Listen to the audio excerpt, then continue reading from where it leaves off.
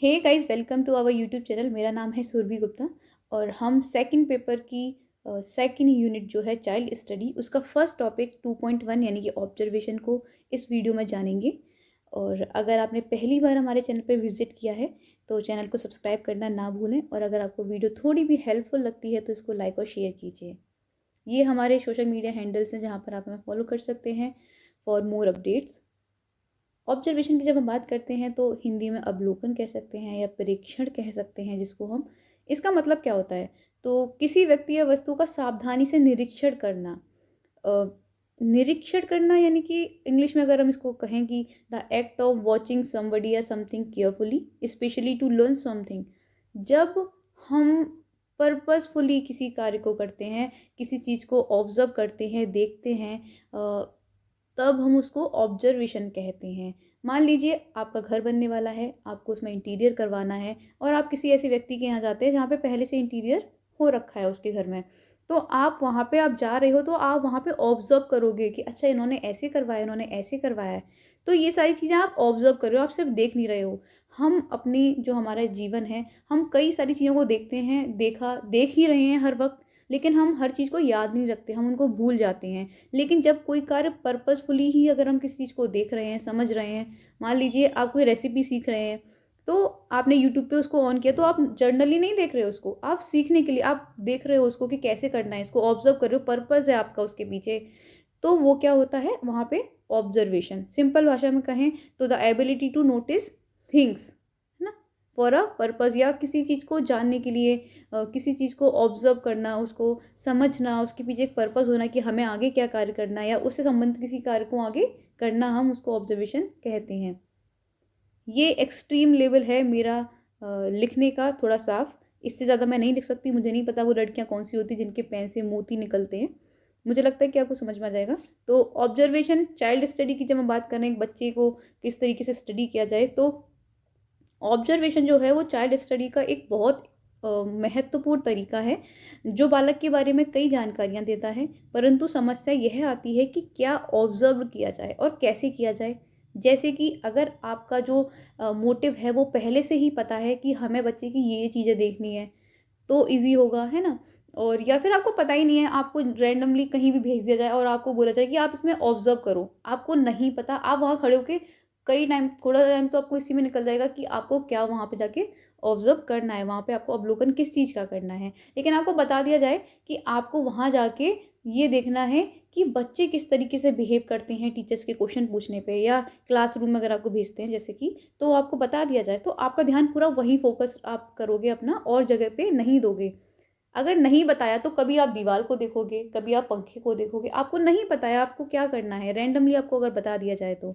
इसलिए ये बहुत आवश्यक है कि ऑब्जर्वेशन का जो लक्ष्य है वो पहले से ही निर्धारित हो। पहले से ही पता हो कि हमको क्या ऑब्ज़र्व वहाँ पे जाके करना है। क्योंकि जब हम आईडी फ़ील्ड में बात कर रहे हैं ऑब्जर्वेशन की, तो हम चाइल्ड स्टडी की जब हम बात कर रहे हैं, तो हम एक आईडी बच्चे की ऑब्जर्वेशन के बारे में ही बात कर रहे होंगे। तो अब हम आगे जानेंगे कि ऑब्जर्वेशन के क्या-क्या मेथड्स होते हैं, क्या-क्या क्लासिफिकेशन होते हैं। ये कुछ और थोड़ी-सी चीज़ लिखी हुई है यहाँ पे जो ऑब्जर्वेशन मेथड से ही संबंधित है। आप वीडियो को पॉज़ करके इसको इज़िली पढ़ सकते हैं। ये बहुत हेल्पफुल रहेगी लर्निंग में आपके। मेथड्स ऑफ ऑब्जर्वेशन की अगर हम बात करते हैं तो 2 तरीके के होते हैं। पहला है फाइंडिंग, यानी कि इस प्रकार के अवलोकन में अवलोकन जो करता है, यानी कि जो ऑब्ज़र्व कर रहा है, ऑब्ज़र्वर जो है, उसको पता होता है पहले से ही कि उसे किस परिस्थिति का अवलोकन करना है। इसके अंतर्गत वो है परिस्थिति के कारण तथा उसके परिणामों को ढूँढने की कोशिश करता है। यानी कि जो ऑब्ज़र्वर है उसको पहले से ही ये पता है कि उसको किस चीज़ का ऑब्ज़र्वेशन करना है। उसको पता है पहले से कि उसको क्या-क्या चीज़ें ऑब्ज़र्व करनी है, और जो चीज़ है, अगर मान लीजिए कोई बच्चा आईडी है, तो उसके पीछे कारण जानना, या फिर अगर वो अलग तरीके का व्यवहार करता है तो उसके पीछे का कारण जानना, वो चीज़ें इस सब में फाइंडिंग में आती हैं, जो मेथड्स ऑफ ऑब्ज़र्वेशन हैं। दूसरा हम डायरेक्टेड की बात करते हैं, तो इसके अंतर्गत जो ऑब्ज़र्वर है उसके पास एक सूची होती है और उसे केवल उन्हीं चित्रों का अध्ययन करना होता है। जैसे कि मान लीजिए आपको अगर बोल दिया जाए, जब हम फाइंडिंग की बात करते हैं, आपको अगर बोल दिया जाए कि आपको बच्चे का बिहेवियर ऑब्ज़र्व करना है, है ना? तो व्यवहार में तो बहुत सारी चीज़ें आती हैं, उसका सोशल बिहेवियर आता है, वो फैमिली में किस तरीके से व्यवहार करता है, सोसाइटी के अंदर कैसे व्यवहार करता है, अकेले में कैसा व्यवहार करता है, और जब आप उससे कुछ सामान देते हो तो कब उसका बिहेवियर, तो ये ऑब्ज़र्वेशन में बहुत सारी चीज़ें आती हैं। लेकिन आपको बोल दिया जाए कि आपको सिर्फ़ ये ऑब्ज़र्व करना है कि आप जब उसको डाँटते हो, जब आप उसको प्यार मतलब आप उससे जब बात करते हो, अच्छी पढ़ाई की बातें करते हो, या मान लीजिए क्राइटेरिया दे दिया कि पढ़ाई की संबंधित ही आपको ऑब्ज़र्व करना है सिर्फ़। मतलब कि आपको एक डायरेक्शन दे दी कि आपको सिर्फ़ उसके एजुकेशन में ही मतलब रखना है, वो सोशली कैसा है नहीं मतलब, सोशली अगर व्यवहार में भी नहीं मतलब, फैमिली से नहीं मतलब, सिर्फ़ एजुकेशन में किस तरीके का उसका व्यवहार है। तो आपको डायरेक्शन दे दी कि आपको यहीं पर देखना है, तो वो डायरेक्टेड में आता है। फाइंडिंग में बहुत बड़ा क्राइटेरिया एक आ जाता है। क्लासिफिकेशन ऑफ ऑब्जर्वेशन की बात करते हैं तो 2 तरीके के होते हैं, कंट्रोल्ड यानी कि नियंत्रित, और अनकंट्रोल्ड यानी कि अनियंत्रित। यानी कि नाम से ही मुझे लगता है कि बहुत हद तक आपको समझ में आ गया हो। नियंत्रित अवलोकन यानी कि ऑब्जर्वेशन नियमों में बंधकर किया जाए। कंट्रोल्ड का मतलब क्या है कि एक बाउंड्री बना दी है, या फिर आपको एक क्राइटेरिया दे दिया है कि इससे आगे आप नहीं जा सकते, या इससे आगे आपको नहीं देखना है, वो कुछ भी करे। आपको नियमों में बाँध दिया गया है कि आपको सिर्फ़ यही करना है ना? तो उसे हम कंट्रोल्ड ऑब्जर्वेशन कहते हैं। इसके अंतर्गत वस्तु, व्यक्ति, समय तथा जगह पहले से ही निर्धारित किए जाते हैं। जैसे कि कंट्रोल का मतलब है कि बस एक बच्चा है, इंडिविजुअल आपको बता दिया गया है, वही उस पर ही आपको काम करना है। आपको टूल्स भी हैं जो लिमिटेड दे दिए गए, है ना? उसके ऊपर यूज़ करने के लिए, या उस चीज़ को समझने के लिए। आपको समय भी दे दिया गया है कि सिर्फ़ आपको इसके ऊपर 4 घंटे नज़र रखनी है, या 2 घंटे नज़र रखनी है, उससे ज़्यादा या कम नहीं रखना, है ना? और ये सारी चीज़ें क्या होती हैं, निश्चित होती हैं, निर्धारित पहले से ही कर दी जाती हैं। नोट करने की जो बात है, यह मुख्यतः छोटे बच्चों के व्यवहार के अध्ययन के लिए प्रयोग किया जाता है, क्योंकि जो एक छोटा बच्चा होता है उसका जो उसका व्यवहार होता है, जो उसकी चीज़ें होती हैं, वो बहुत ज़्यादा एक्सटेंडेड नहीं होती उस वक़्त तक, क्योंकि बच्चा जब छोटा होता है। लेकिन जब हम वयस्क हो जाते हैं, जब हम बड़े हो जाते हैं, तो बहुत सारी चीज़ें मैटर करती है, बहुत सारी डिफ़रेंट डिफ़रेंट तरीके की चीज़ें हमसे रिलेट करने लगती हैं। अ, इसके बाद जब अनकंट्रोल्ड की बात करते हैं, तो इसके अंतर्गत वस्तु, व्यक्ति, समय तथा जगह पहले से निर्धारित नहीं किए जाते, तथा इसमें नियम भी नहीं होते हैं। यानी कि एग्ज़ाम्पल के रूप में बात करें तो मान लीजिए आप ट्रेनी के रूप में आप डिप्लोमा कर रहे हैं, आप डीएड कर रहे हैं, या बीएड कर रहे हैं आईडी से, तो आपको एक क्लास में भेज दिया गया और आपको बोल दिया गया कि आप बच्चों को ऑब्ज़र्व करिए, और जब तक आपको करना है आप करिए। आपको एक रिपोर्ट तैयार करनी है, आप कितने दिन में भी उसको दे सकते हैं, है ना? ये इसमें कोई नियम नहीं है, और इसमें कोई टूल्स कौन-कौन से यूज़ करना है। ऑब्ज़र्वेशन की बात कर रहे हैं सिर्फ़, तो टूल्स की बात नहीं करेंगे यहाँ पे। तो आपको इस तरीके के निर्देश दे दिए गए। आप सारे ही बच्चों पे किसी पे भी बच्चे पे आप कर सकते हो, कोई निर्धारित बच्चा नहीं है। आप अपने मन से किसी बच्चे को ऑब्ज़र्व कर सकते हो, है ना? आपको बोल दिया गया है कि आप किसी और स्कूल में भी जाके अपने प्रैक्टिकल्स को कर सकते हैं, या फिर आपके कोई नज़दीकी स्कूल हो वहाँ कर सकते हैं। तो आप किसी भी जगह जाके किसी भी बच्चे पर कर सकते हैं, और समय की भी कोई इतनी सीमा नहीं है वहाँ पे। आप समय ले सकते हैं, लेकिन ऐसा भी नहीं है कि आप पूरा 1 साल एक बच्चे पे ले रहे हो, ऐसा भी नहीं होना चाहिए, वो तो खुद अंडरस्टूड है। तो समय बहुत निर्धारित नहीं है कि 1 घंटे या 2 घंटे या 3 घंटे। तो ये क्या है, अनकंट्रोल्ड है, यानी कि कोई बाउंड्रीज़ नहीं, बहुत ज़्यादा इसमें बाउंड्रीज़ नहीं है, है ना? एक जगह है कंट्रोल जहाँ पे एक बच्चा भी आपको बता दिया गया, आपको समय भी बता दिया गया, आपको नियम लिख दिए गए कि ये चीज़ें आपको ऑब्ज़र्व करनी है, इन्हीं चीज़ों पे काम करना है। लेकिन अनकंट्रोल्ड में आप किसी भी उसके एस्पेक्ट को उठा के उसको ऑब्ज़र्व कर सकते हो एक बच्चे के, अपने मन से आप चूज़ कर सकते हो। नीड ऑफ गुड ऑब्जर्वेशन की बात करते हैं तो सबसे पहले आता है ऑब्जेक्टिविटी, यानी कि वस्तुनिष्ठता, कितनी सटीकता है। हम अलग अलग तरीके से बच्चे को जो एक व्यवहार है, उसका जो बिहेवियर है, उसको ऑब्जर्व करते हैं अलग अलग तरीके से। ऑब्जेक्टिविटी मतलब होता है कि सटीकता कितनी, यानी कि जो आंखों द्वारा देखा गया हो, जो जिसका इमोशन से कोई टच ना हो, यानी कि वस्तुनिष्ठ है, यानी कि स्टैटिक है वो, उसमें इमोशंस का कोई गेम नहीं है, उसमें जो दिख रहा है वही आप बता रहे हो, सटीकता।